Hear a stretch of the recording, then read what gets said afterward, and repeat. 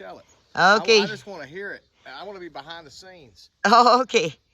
Come on, Chief. Go ahead with your story. Okay, well, this happened the first year that I worked in a hostel. It was up in Maine. My wife worked with me. Her trail name was Mighty Mouse. And I was just getting used to all the crazy things that hikers do. We were getting a lot of southbounders. And this one gal came in. She was a long section hiker. She had good gear, good shoes, beat up sticks and everything. So I knew she knew what she was doing. She got a private room. She was going to get on Katahdin and hike south. And I don't think she was doing the whole trail. But anyway, we had to leave really early in the morning to get the hikers to Katahdin, because you can't get in the gate if you don't get there early.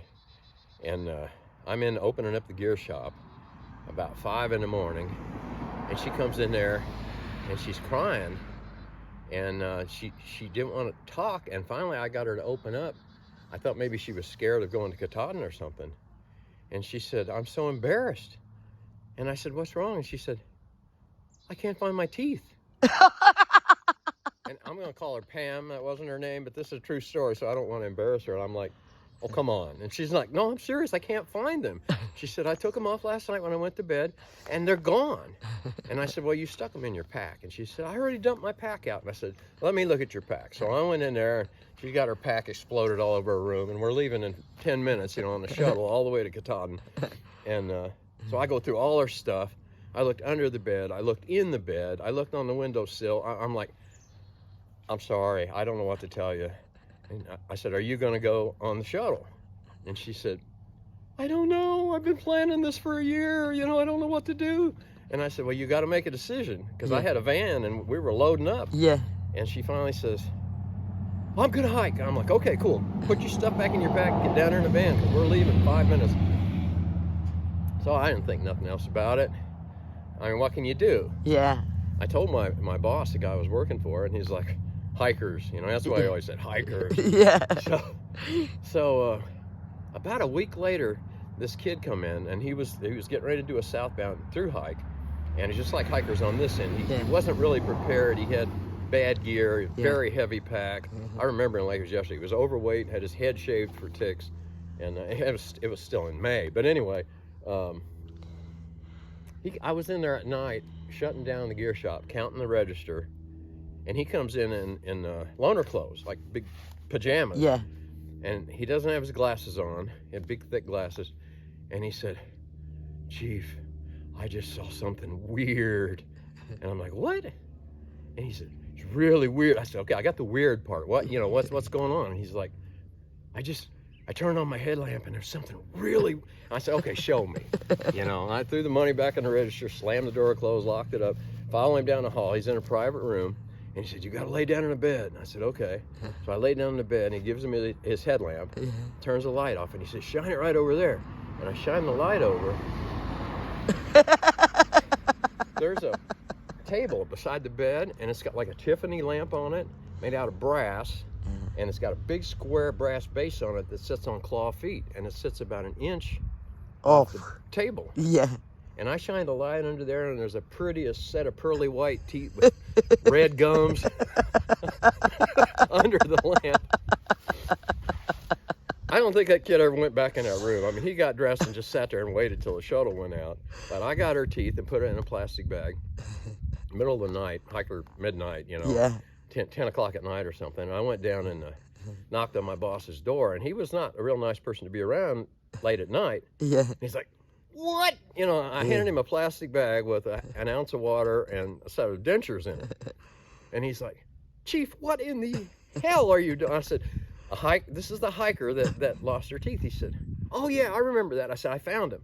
He said, "Okay, I'll put them away and we'll keep them for her, and she'll show back up." And I'm like, "She's going to 100-mile wilderness." And he's like, "Don't worry about it."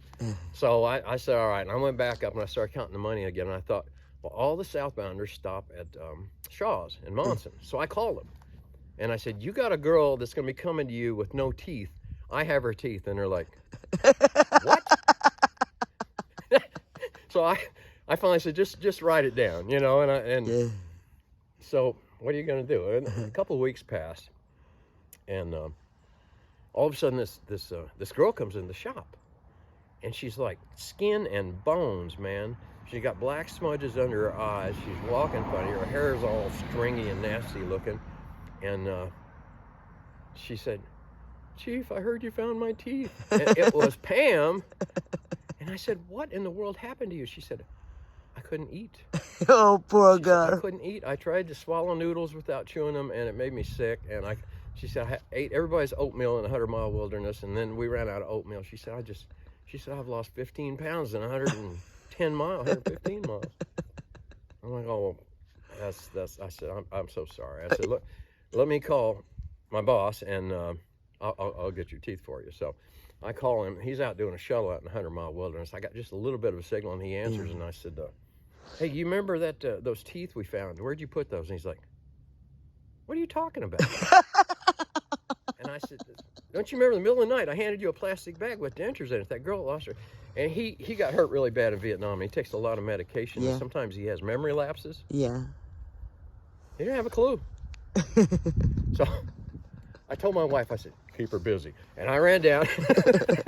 I went in the office, and I'm going through the file drawers, and I look under the files, and I look in the desk drawers, and I look on the desk. Of course, we've got crates of supplies and hiking gear and stuff that we sell in the office, and I look in every box. I look in the corners, I look in the closet, and I'm like, half an hour has passed, you know. So I ran back up there, and my wife's up there trying to talk. Yeah. And I gave her the look, and she's like, "Come here." And she said, "Find them teeth." And I said, "I'm looking." And so anyway, she starts a new story. So I ran back down, and I went into my boss's personal quarters. Yeah. And here I'm going through his underwear drawer, his wife's underwear drawer. I looked in all his cabin. I mean, what do you do, man? I'm freaking out. I got down under his bed, and took my headlamp, and I'm looking, and I thought, maybe it's under the desk. So I went back in the office, and I shone my headlamp around, and there it was.